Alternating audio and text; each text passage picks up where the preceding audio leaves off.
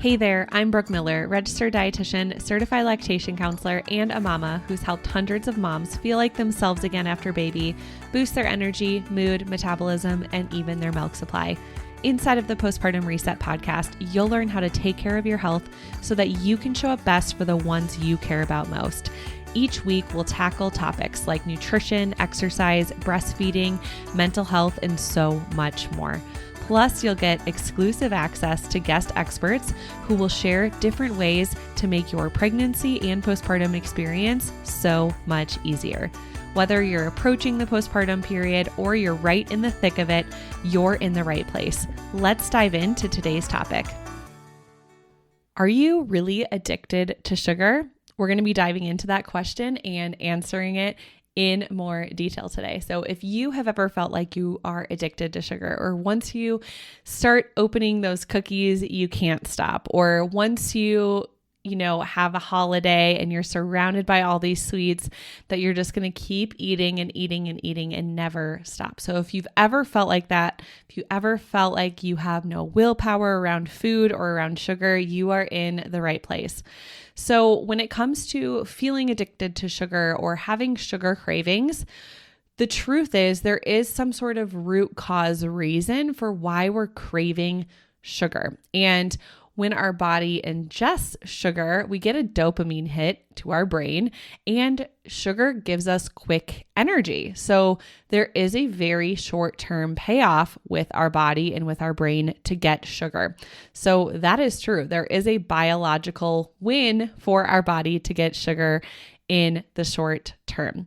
But typically when we're eating large amounts of sugar, our body does not feel good in the long term. And this starts to impact, different ways that our body is functioning. And so if you've ever had a sugar crash where all of a sudden you feel like your blood sugar, spikes and crashes, it can be a really unpleasant thing. You can start to experience stomach aches. You can start to experience sweating or feeling faint or dizzy or just feeling sick to your stomach and nauseous. And everybody has different symptoms that are highlighted for them, but it is something that is not a pleasant experience. And so what we want to identify if you're ever feeling this way is what is the root cause for why you're craving sugar?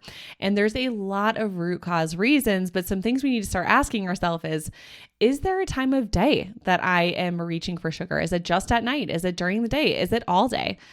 Usually it can have to do with our meal timing and our blood sugar balance of what we are eating throughout the day. So if we are going way too long between meals, our body will crave quick energy, which, AKA is sugar, carbohydrates. And if our blood sugar is not balanced throughout the day, so if we're not eating enough protein or fat or just having balanced plates throughout the day, what ends up happening is our blood sugar is spiking and crashing. And when our blood sugar is constantly spiking and crashing, our body tends to crave more sugar. Something that a lot of people don't realize is that our sleep directly impacts sugar cravings, because our sleep impacts our leptin and ghrelin hormones. This is our hunger and fullness hormones. And what happens when our body is not getting adequate sleep is we start to crave sugar. We want energy from some sort of source, and we're not getting it from sleep. And so sugar is the quick, next best, easiest option after that. Sometimes we're craving sugar because it's an emotional response. Maybe we're bored, maybe we're sad, maybe we're happy, maybe we're stressed. So we can be using sugar to celebrate, or when we're bored or when we're stressed. And so it's really important to identify, is there some sort of emotional response that I'm having to sugar? And so once you've identified the root cause of why you are craving sugar, and here's a spoiler alert, a lot of times it's a few of these things. It's not typically just one of these things. We need to actually put a plan in place and a strategy in place to handle it. And so, of course, each of these root cause reasons have a different strategy. So if it's due to lack of sleep, then we're going to focus our attention on sleep. If it's due to emotional eating and using food to cope with our emotions, then we want to look at other ways to cope. If it is our meal timing, then we have to change our meal times. And if it's our blood sugar balance, we have to start balancing our plate more effectively. And so It's not necessarily that you don't have willpower or that you're out of control or that you can't be trusted. But again, there is a biological response and a win that our body gets when we ingest sugar. And so if we're not having awareness with other root causes for why we are craving sugar, then we're probably going to go down the cycle where we're going to continue craving sugar. We're going to give our brain and body that dopamine hit, and then we're going to keep wanting it over and over. And it is a cycle that is hard to get out of. But once you've identified why you're craving it and you put a plan in place, you'll get to a place where you feel so much more in control around all foods, including foods with sugar. And so I hope that this gives you some clarity and maybe gives you some awareness with asking yourself the right questions of why you feel like you're addicted to sugar, but just know that this is really common.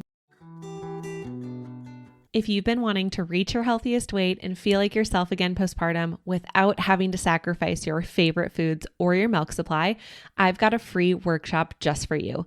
Inside of this free workshop, you'll discover how to boost energy, mood, metabolism, and even protect your milk supply. You'll learn common mistakes that moms make that actually cause exhaustion, mood swings, low milk supply, and weight loss resistance to become worse, things that moms don't even realize. And you'll learn the proven 3-step method to heal your hormones and metabolism after baby so you can go from surviving to thriving postpartum. Plus, as a free gift, you'll get my postpartum snack guide when you come hang out with us. All you have to do is click the link in the show notes to save your seat today. Spots are limited. See you there. So I remember back in the day when I felt the most addicted to sugar, and it was because I was going on a low-calorie diet. I was telling myself that certain foods were off limits and that I was bad if I would eat it.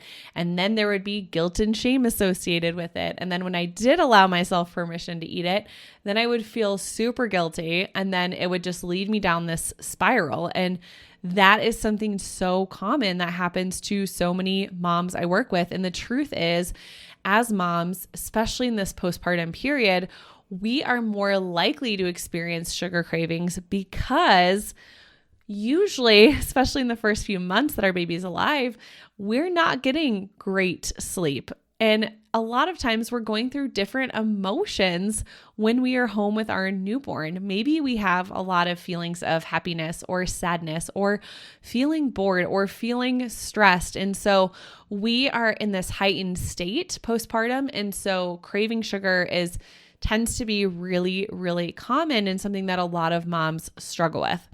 So again, you can get to a place where you do include some sugar in your diet in a way where when you eat it, you don't have a sugar crash, where you don't physically feel ill after eating it. And you can get to a place where you also don't have guilt and shame associated with eating sugar. So if you tell yourself something is off limits, it's going to make you want that food even more. So imagine that bad boy in high school. I don't know. I didn't date any bad boys in high school. I married my high school sweetheart. He was a good guy. But just imagine that there was this guy that your parents told you was off limits in high school. It probably made you want to date them even more, even if you didn't really like them very much. I want you to imagine that you're walking down a hallway and there's a sign that says wet paint. Are you the type of person who just walks past it, doesn't even think about it? Or are you the person that's like, oh, is it really wet? Should I touch it? I don't know. They're telling me not to touch the wall, but now I kind of want to touch the wall. And so when we're told that we can't have something or something's bad, most of us, it's a natural human response for us to want it even more. So there is also this, guilt and shame and emotional piece that a lot of people feel around sugar. And so a lot of times if we're feeling those feelings of guilt and shame, we actually need to also dive into those beliefs and dive into, where did I first hear this? Where did I learn this? Is it true?